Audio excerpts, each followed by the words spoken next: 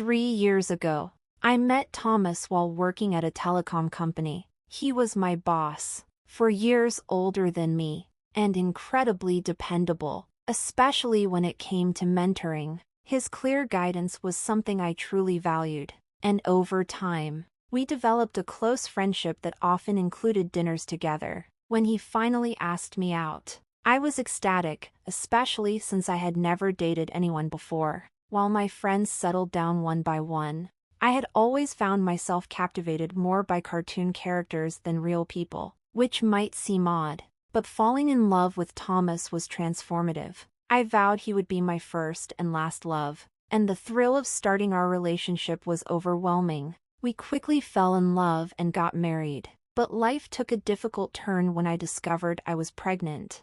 The thought of going through pregnancy and raising a child alone filled me with anxiety, particularly because of Thomas's attitude. He seemed almost smug, as if he had been waiting for this moment. One day, unable to bear the tension any longer, I retrieved divorce papers from my room and confronted him with them. His initial shock morphed into a mix of embarrassment and anger as I urged him to sign quickly, insisting that this was his idea and I would file the papers the next morning. I warned him sternly to reconsider how he treated me, promising he would regret underestimating me.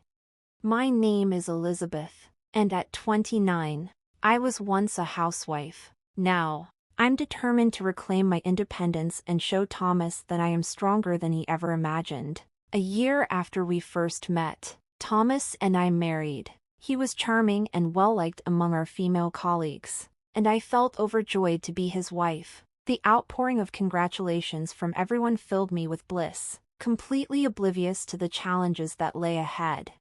The day after we registered our marriage, I jokingly mentioned to Thomas, "Now that we're married, you expect me to quit my job, right?" His response caught me off guard. "I've always wanted my wife to focus on home matters. Don't worry. I can support us." I was taken aback. "But this is so sudden. You never mentioned it before," I replied. Up until that point, he had never hinted at wanting me to leave my job. I had taken the position on my father's advice, and the thought of quitting without warning felt wrong. I tried to argue, but Thomas's silent stare silenced me.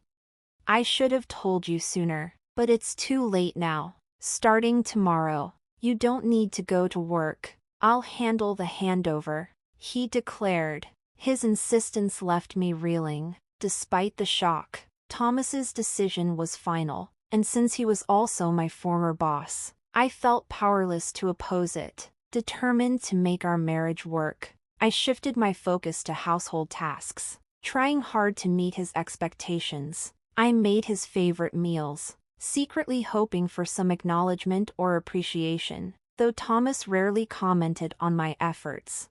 As days turned into months, our home began to feel more like a boss-employee dynamic than a partnership. One day, in search of some connection, I asked, "Is my jacket clean? I have an important meeting tomorrow." His quick and assertive reply, "Yes, of course," reminded me of his old-fashioned and commanding nature. Despite everything, I reminded myself of my good fortune in being married to him and continued striving to meet his expectations. With no personal income, I relied entirely on Thomas for financial support, creating an unbalanced dynamic in our relationship. I missed the days when my professional abilities were recognized rather than just my efficiency in managing household chores. Transitioning from colleagues to this dependent role was challenging, and I found myself longing for the respect and independence I once had. While our marriage was generally stable, it often felt more like a boss-employee relationship than a partnership between husband and wife. One particularly difficult day, I fell ill and couldn't muster the energy to get out of bed, let alone tackle my usual housework. I planned to rest and catch up on chores the following day. However, Thomas had other ideas. He stormed into the bedroom, visibly upset, and demanded, "What are you doing? Get up and make some food," even kicking the blanket off me. I tried to explain, "I'm sorry, I'm not feeling well today," hoping for some sympathy or understanding. Instead, Thomas scowled and snapped, "You don't work, and now you're lying down just because you're a bit sick. Pathetic." I was taken aback by his lack of compassion. It was not something I had expected from him before we were married. Despite my condition, I ended up doing the chores, tears streaming down my face as I felt overwhelmed by the situation. A few days later, I received another shock. I had missed my period, filled with a mix of fear and hope. I bought a pregnancy test from the drugstore. When the result came back positive, I was overcome with joy, tears of happiness streaming down my face as I anticipated sharing the news with Thomas as soon as he returned home. That night, Thomas came home well past midnight, reeking of alcohol and barely able to walk straight. Despite his condition, I couldn't contain my excitement about our growing family and decided to share the news immediately. "I haven't seen a doctor yet, so it's not confirmed," I began, trying to break the news gently, but his reaction was nothing like I had hoped. Thomas's face darkened, and in a cold, harsh tone, he said, "A child? What have you done?" His words were chilling. "I don't want a child. This is the worst. If you're going to have it, you'll have to take care of it yourself." His dismissive attitude left me devastated. He undressed angrily and retreated to the bathroom, leaving me alone to process his unexpected reaction.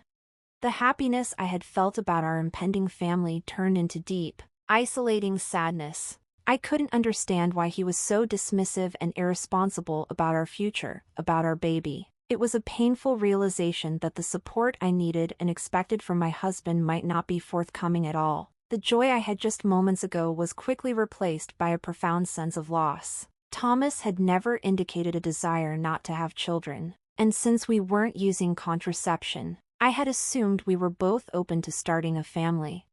As I tidied up, hanging Thomas's jacket and preparing to wash his shirt, I discovered something unexpected in his pocket, a piece of paper that looked like a receipt from the night's outing. Curiosity prevented me from throwing it away.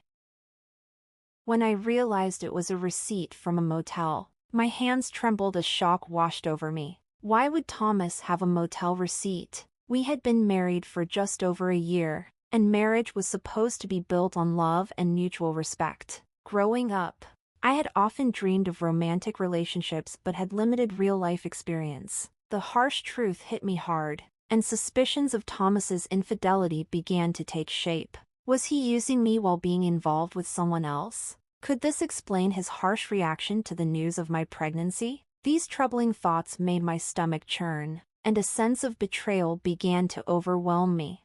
I started to suspect that Thomas might have a mistress, possibly someone from our former workplace, and that he had married me more for stability than for love. The pieces began to fit together, blurring the lines between reality and my fears. Despite his hurtful words upon learning of my pregnancy, I knew I had to find proof of his infidelity. His behavior had grown increasingly cold. Even as I dealt with morning sickness, he would intentionally eat strong-smelling foods and criticize my housekeeping, forcing me to redo tasks that were already difficult for my pregnant body and heart.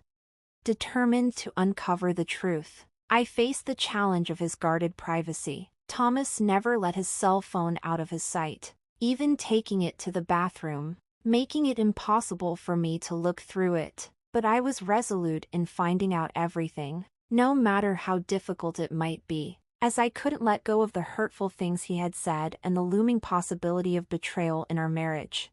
As I snuck into Thomas's room, I noted that everything was always impeccably tidy, reflecting his organized nature. Much like his spotless desk at work, I realized that catching him in the act would be a formidable challenge. I diligently checked his pockets for any receipts or hints of evidence, but my efforts proved fruitless. The idea of hiring a private detective crossed my mind, yet the financial burden felt too heavy for me to bear at the moment. Feeling lost and overwhelmed, I received an unexpected phone call from my father, a rare occurrence, given his usually hectic schedule. "Hello, it's me, your dad. How are you?" he asked. his voice a mix of concern and calm. I was surprised by his call, knowing how engulfed he usually was in his work. "Dad, what's going on? Aren't you swamped with work?" "My employees have been handling things well, so I'm not that busy," he replied. As the CEO of a company in Mexico, my father had always been a workaholic. My childhood memories with him were sparse, but I respected his unwavering dedication to his career. Curious about the reason for his call, I urged him to continue. He then shared something utterly shocking that shook the very foundation of what I thought I knew. "Is that true?" I gasped, unable to hide my astonishment. "Yes, he's not the type to lie. I want you to trust me," my father reassured me, his voice steady and sincere. Initially stunned, I slowly began to process this revelation. A wave of relief washed over me, realizing my investigation was finally bearing fruit, mixed with a resurgence of anger due to the ongoing tension with Thomas. "Thank you, Dad. I'll do my best," I responded gratefully before ending the call. Despite the chaos unfolding around me, this newfound information provided a glimmer of hope. However, Thomas remained distant throughout my pregnancy, deepening the resentment I felt toward him. As the months passed, our relationship continued to strain and falter. As I neared my 9th month of pregnancy, I lived in constant apprehension around Thomas, doing my best to avoid confrontations. The atmosphere at home was thick with unease, overshadowing what should have been a joyful culmination of my pregnancy. Living a quiet, somewhat restricted life had become my norm. One evening, as usual, I served dinner while Thomas returned from work. We sat together at the dining table, and I ate in silence, trying to keep the peace. Suddenly, Thomas slammed his fork down. "What is this? It's tasteless," he yelled, hurling the food I had painstakingly cooked onto the floor. I was taken aback by his sudden outburst, struggling to understand the reason behind his aggression. He had complained before that my cooking had grown bland, but during my pregnancy, I had intentionally used less seasoning to keep our meals healthier. If the food needed more flavor, he could have simply added some salt himself. There was no need for such a dramatic display. As I opened my mouth to respond, he sneered and made a deeply hurtful comment. "I don't want a woman with a belly like a monster. You'll have to raise the kid by yourself." His words dripped with malice, accompanied by a cruel smile. I had feared a day like this might come, though I had secretly hoped for a different outcome. In a rush of emotions, I retreated to my room, collected some documents, and returned to confront him. "Here are the divorce papers," I announced, sliding the documents across the table toward him. Thomas looked utterly stunned. "What the hell? What's this all of a sudden?" he asked, disbelief etched across his face. "Well, it was your idea. Just sign it quickly. I'll submit it tomorrow," I retorted, feeling a surge of defiance. I had been contemplating divorce ever since I began to suspect his infidelity. With a baby on the way, I wasn't sure how I'd manage alone, but I had started to form a new plan. My determination only seemed to infuriate Thomas further. His face flushed with rage as he threatened. "Just wait. I'll make you regret every moment you looked down on me and tried to control me. Do you think you can manage without me? You'll have a kid to care for, and you'll regret it." Despite his threats, I remained firm and composed. "I'll be fine. Don't worry about me," I assured him, feeling the weight of his annoyance. In a moment of unexpected clarity, Thomas grabbed the divorce papers. His shock mingled with a hint of fear. My resolve was unmistakable. I was ready to start anew, no matter the challenges that lay ahead. He swiftly filled out the divorce papers, handing them back to me with a mixture of resignation and disbelief. "Here you go. If this is what you want, it's yours," he said quietly. "Thank you," I replied, maintaining my composure, though inside, I felt a rush of relief. He probably hadn't grasped the seriousness of my decision, as he handed over the papers without much protest. The next day, I submitted the divorce papers and left our shared home, certain that Thomas would be shocked to come home from work and find me gone. Shortly thereafter, I moved back to my parents' house. My father had recently returned to the U.S. from Mexico and invited me to stay with them. Accepting his offer felt like the right choice, given how drained I was from my life with Thomas. I was immensely grateful for my father's support during this tumultuous time. On the day I left Thomas, he called me 5 times. I ignored each call until he eventually stopped trying. It became painfully clear that I didn't mean much to him. He was likely content with his mistress and might even have been considering remarriage. Determined to move forward, I was ready to embrace whatever came next. I focused on this new chapter of my life, welcoming a healthy baby and relishing the happiness of living with my parents in a peaceful and supportive environment. Just as I settled into this blissful routine, Thomas reached out to me again. Initially, I ignored his calls, but he was persistent, and eventually, I felt compelled to answer. "Hello, what do you want now?" I asked, weary of the disturbance. "Hey, what's going on? Why were you on that show? And since when are you the daughter of a CEO with millions of dollars?" Thomas's voice crackled through the phone, filled with surprise and a hint of anger. It turned out he had seen a television show featuring my family's lifestyle. After moving back with my parents, a TV station approached us due to my father's role as the CEO of a major global tech company. The show highlighted the luxurious lives of CEO families and was filmed at our home, discussing our family's wealth, estimated at around $40 million. I never anticipated that Thomas would see the show, let alone react the way he did. The reach of television is truly remarkable. During our conversation, I decided it was time to reveal something Thomas didn't know. By the way, I inherited $52 million, which is why I was able to leave you so decisively. I informed him. My father had disclosed this inheritance to me, empowering me to live comfortably and independently after separating from Thomas. Thomas's reaction was immediate and furious. "What? That's unfair. Why didn't you tell me about this before? Half of it is mine, right? Give me the money now," he demanded. I remained calm, anticipating his response. Just as I suspected, after seeing the show, all you can think about is getting money from me. Gifts from parents aren't included in the property division, and don't forget your actions, I reminded him.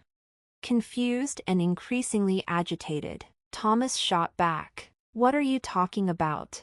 I'm tired of your anger, Thomas. You called me. You should know you can't blame me for what you did.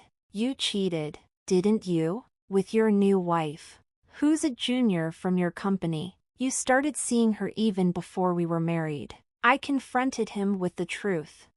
He was visibly shocked by my knowledge of his affairs. I felt the scales tip in my favor as I continued. "Did you think I wouldn't find out? My father has many connections in your company, and one of them told me about your affair. I haven't mentioned it before, but I will be demanding child support," I declared firmly. Still in denial, Thomas argued. "Stop kidding. Why should I pay child support? It's all your fault. You got pregnant on your own and didn't keep up with housework. It's your fault." I was stunned by his refusal to take responsibility and his blatant blame shifting. I couldn't believe I had ever been married to someone so unreasonable. "Thomas, I'm broke. My wife spent all my money, and now I'm in debt," he lamented, trying to garner my sympathy. However, his pleas fell flat. His refusal to acknowledge his own mistakes only fueled my anger and incredulity. I realized more than ever that leaving him was the right decision. Dealing with someone so delusional and irresponsible was no longer my burden to bear. Holding my phone tightly, I braced myself to end the conversation decisively. "What are you talking about? Do you even realize how ridiculous you sound? I never want to deal with you again. My lawyer will handle the child support. Don't call me again, and you won't see the child anymore. Goodbye." After releasing my pent-up frustration, I quickly hung up and blocked Thomas's number. A deep breath filled me with a wave of relief. It was finally over, and I was determined to keep it that way, hoping to shield my peaceful life from any further disruptions.